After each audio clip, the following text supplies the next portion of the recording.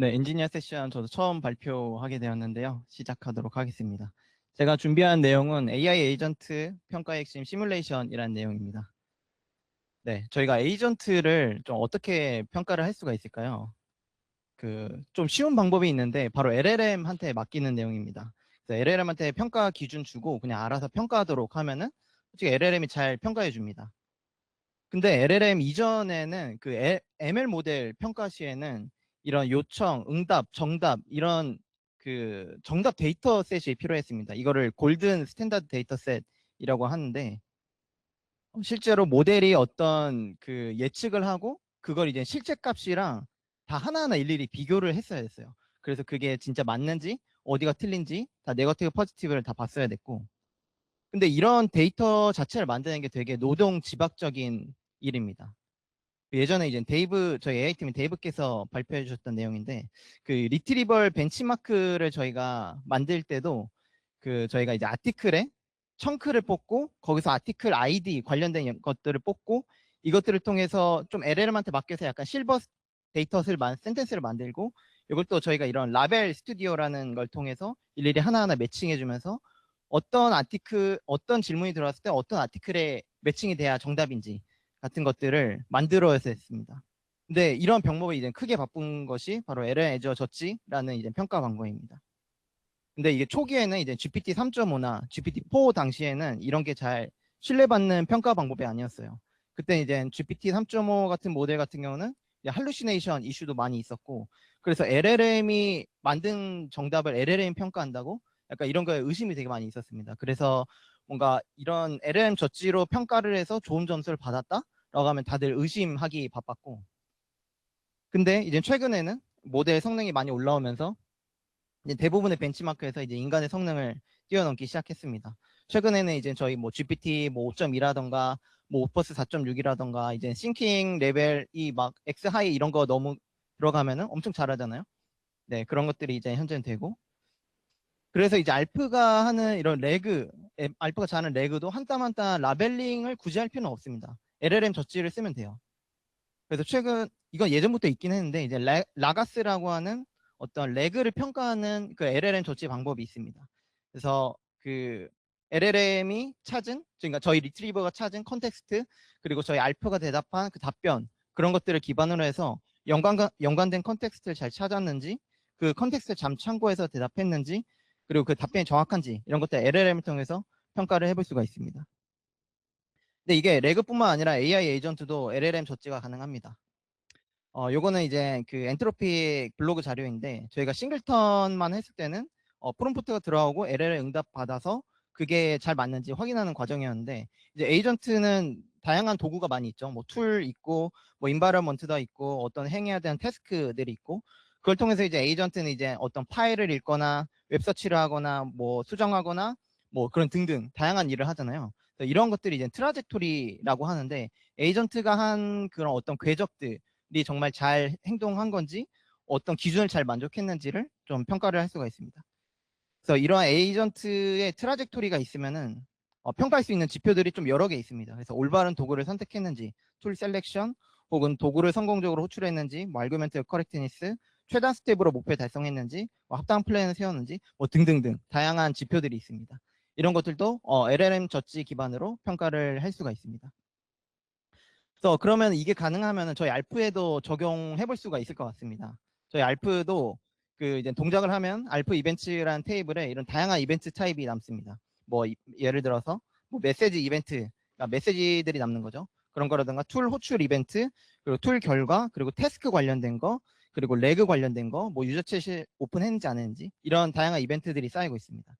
그래서 요것들을 좀 네 가지 레이어로 나눠보면은 이제 레그 레이어로 해서 뭐 레그 서치 툴, 그리고 툴 이벤트, 레그 리절트 서머리 이런 데이터를 통해서 레그에 대해서 LLM 저지를 좀 돌려볼 수 있습니다. 혹은 태스크 레이어로 가면은 어떤 태스크 스타트 툴, 태스크 피니시 노드, 태스크 메모리 업데이트 같은 것들을 통해서 적절한 뭐 태스크를 트리거 했는지 혹은 태스크 내에서 어떤 뭐 에러는 없었는지 뭐 태스크가 끝까지 종료가 되는지 이런 것들도 평가해 볼 수가 있습니다. 그리고 이제 메시지 이벤트 같은 걸 통해서 그냥 단순 대화들이 정말 우리가 잘 상담한 게 맞는지 저희 CX 스코어라는 기준을 통해서 평가해 볼 수도 있을 거고, 그리고 뭐 예를 들면 뭐 이 응답이 어떤 시간에 나왔는지, 그러니까 예를 들면 빨리 응답이 나왔는지 혹은 뭐 몇 턴 만에 이 상담이 종료됐는지 그런 운영적인 관점도 적용해 볼 수가 있습니다. 그리고 이런 평가 정보들이 있으면은 어디가 문제고 어떻게 개선해야 할지 파악할 수 있죠. 그러면은 최종적으로 알프의 성능까지 개선을 할 수가 있고, 네, 그래서 이것들을 저희가 그 젠께서 한번 이 사후 평가를 통해서 어떻게 이 태스크라는 거를 QA를 좀 자동화했는지 사례가 하나 있어서 조금 젠께 마이크를 좀 넘기도록 하겠습니다. 네, 안녕하세요. 제가 이 QA 하면서, 가볍게 시도해서 만들었던 태스크를 QA 하는, 자동화를 한번 사례를 공유 드리도록 하겠습니다. 네. 제가 이제 AX팀에서 고객사들 성공 사례를 만들면서 사실 제일 큰 고충이 있었는데 뭐냐면 처음이 프로젝트를 시작할 때는 대충 이 정도 타임라인이지 않을까? 기획하는데 한 20%의 시간을 쓰고 개발이 이제 제일 오래 걸리고 저희 뭐 태스크 만들고 뭐 레그 세팅하고 하는 시간이 제일 오래 쓰이고 마지막에 QA하고 끝.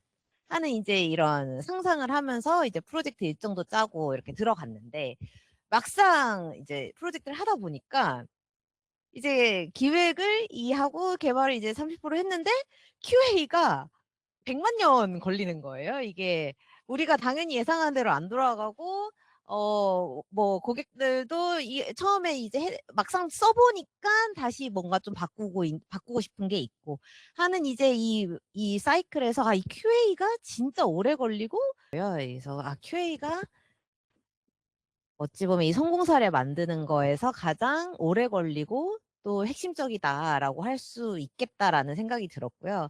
QA를 좀 어떻게 하면 쉽게 해볼 수 있을까라는 관점에서 이 태스크 QA 자동화를 해보게 됐었습니다.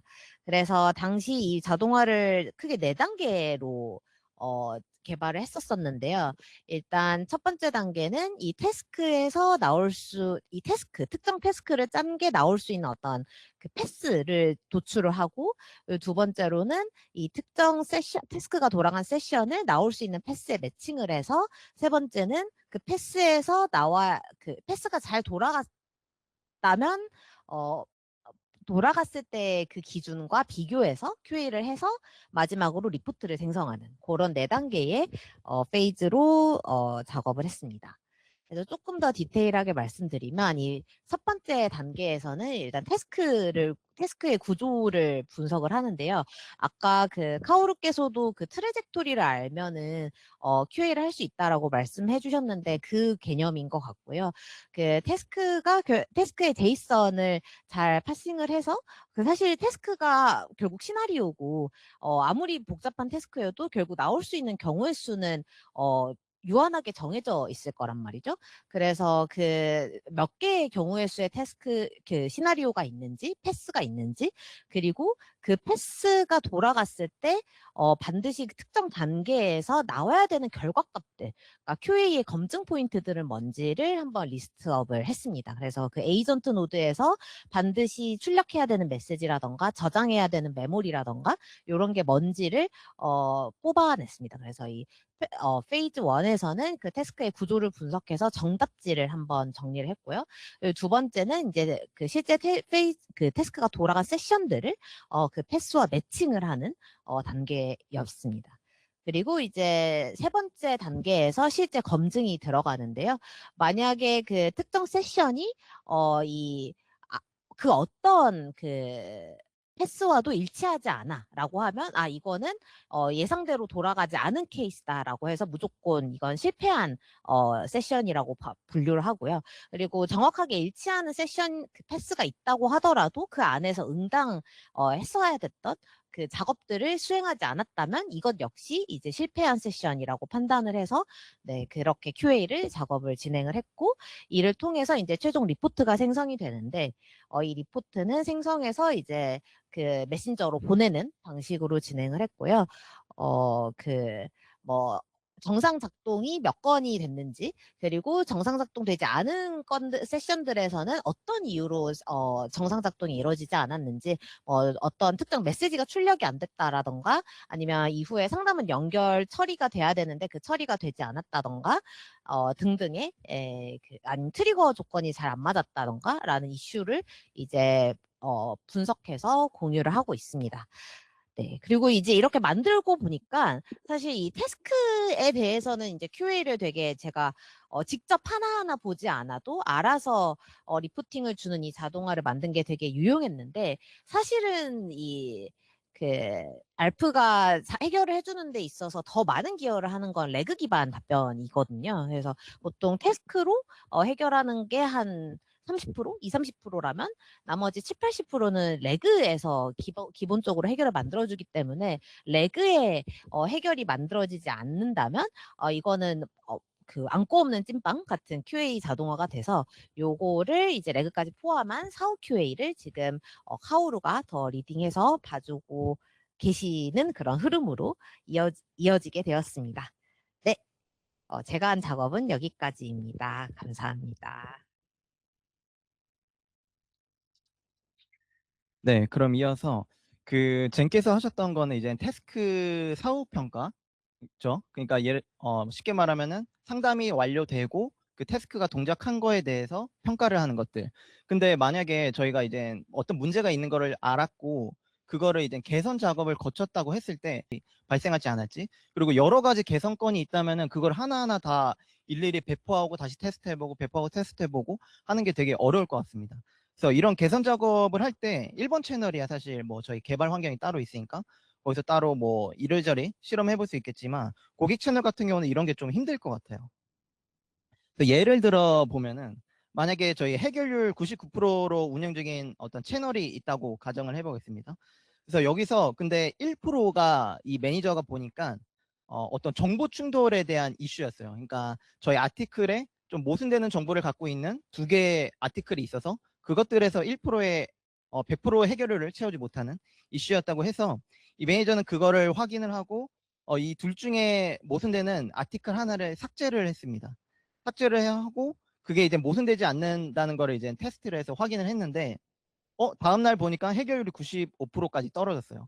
그래서 왜 이렇지 하고 보니까 사실 그 지웠던 그 모순됐던 아티클에 다른 어떤 많이 참조되는 정보가 있었던 거죠. 그러니까 이런 방식처럼 이게 하나 예시지만 실제로는 이런 추적되지 않는 사이드 이펙트들이 많이 발생할 수가 있을 것 같아요. 그 중에서도 이제 태스크 같은 경우는 만들기도 저희 쉽지가 않지만, 복잡하게 구성된 태스크는 경우의 수가 워낙 많다 보니까 테스트하기도 더 어려울 것 같습니다. 그래서 뭐 예를 들면 이런 태스크 같은 경우 여러 노드들이 있고, 이 노드들을 엔드 노드까지 가기 위한 여러 이제 경로들이 있고 다양한 이제 경우의 수가 있겠죠. 그래서 이런 경우의 수를 모두 만족하기 위한 어떤 테스트 환경을 만들고자 한다면, 사실상 그 분기 처리 조건도 다 만족하려면 좀 막 수백 개의 테스트 계정이 필요할 수가 있을 것 같습니다. 근데 이거를 또 만든다고 해도 하나하나씩 일일이 또 테스트 해보는 건 또 다른 병목이 될 것 같아요. 네, 그래서 이거 관련해서 제가 태스크 QA 자동화라는 이제 사전 QA 태스크로서 이걸 POC하는 것들을 한번 자세히 보여드리겠습니다. 여기서는 이제 배포 전에 태스크를 만들고 개선을 했을 때 이거를 배포하기 전에 시뮬레이션을 한번 해보는, 네, 그런 내용입니다.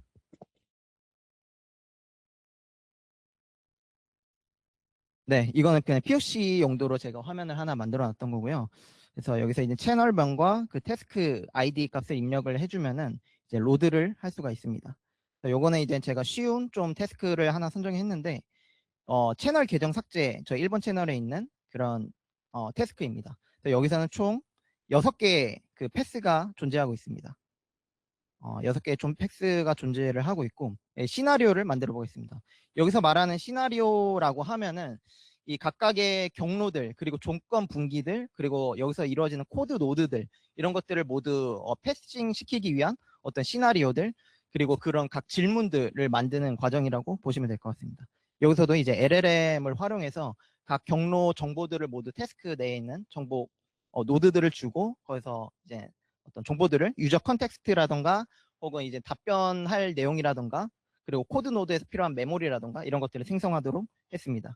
그래서 예를 보면 뭐 첫 번째 뭐 패스 같은 경우에 뭐 유저에 대한 어떤 정보를 만들고 멤버인지 아닌지, 그리고 뭐 예를 들면은 뭐 코드 노드에서 필요한 메모리들, 그리고 뭐 이런 조건 분기에서 필요한 것들, 그리고 예상되는 어떤 파이널 앤서 엔드 노드에 이런 것들이 있습니다. 그래서 이런 것들을 미리 시나리오를 세팅을 전부 이제 6개 경로에다 모두 해놓고 이것들을 시뮬레이션을 한번 돌려보겠습니다.